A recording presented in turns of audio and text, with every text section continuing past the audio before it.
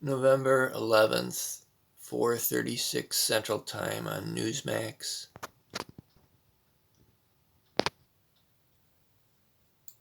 Honored to be joined by retired Air Force Lieutenant General Thomas McInerney. Sir, thank you for your service to the country on this Veterans Day. We appreciate having you here. And unfortunately, we're talking about election security today. Now, many folks and viewers have been hearing a lot about something called Hammer and Scorecard. First, tell everybody what it is.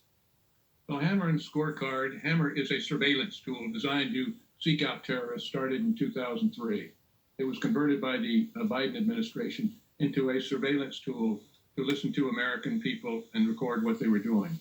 The Scorecard is an application like on your iPhone that can manipulate voting data, keep it within 3% so it's not obvious, but switch it from Trump to Biden, which the Democrats did in this election.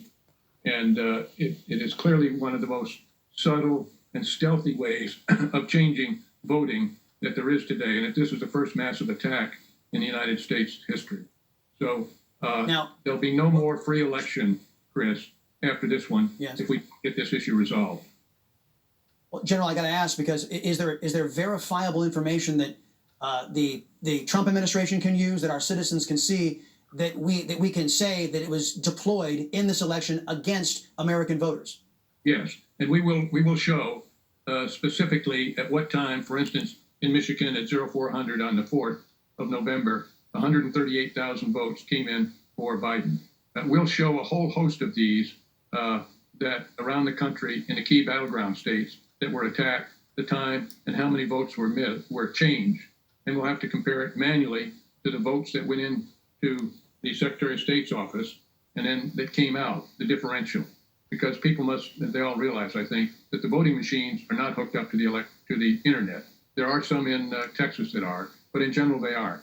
They're bundled, go up to the state Secretary of State, and there at certain points they're shifted onto the internet and distributed. And that's where Hammer is put in, and they put the scorecard application on it and manufacture a different vote total, in this particular case, in favor of Biden. This has to be proved because it'll have to go to a court of law.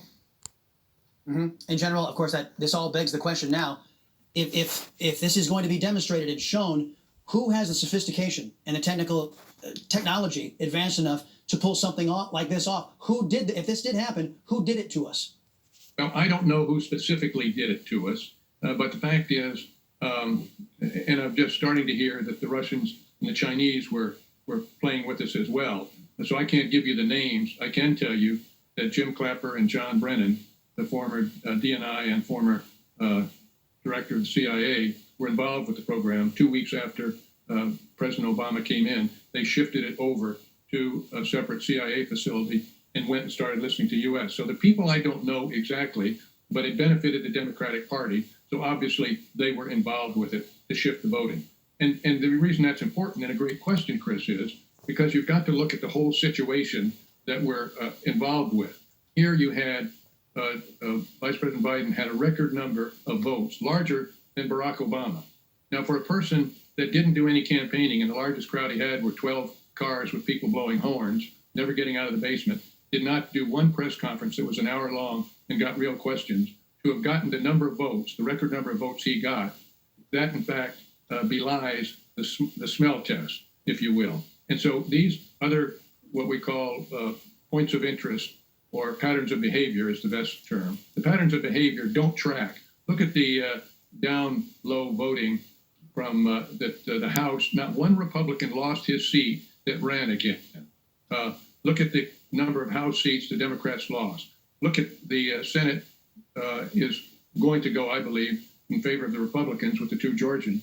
But the fact was, if the weight of voting was so strong for Biden, why don't the down ballots reflect that? So it's the patterns of behavior that we've got to look at, and it's a sniff test. This doesn't make sense the way it turned out. And the reason is because people aren't really aware of cyber warfare and what the Democratic Party did to shift those votes.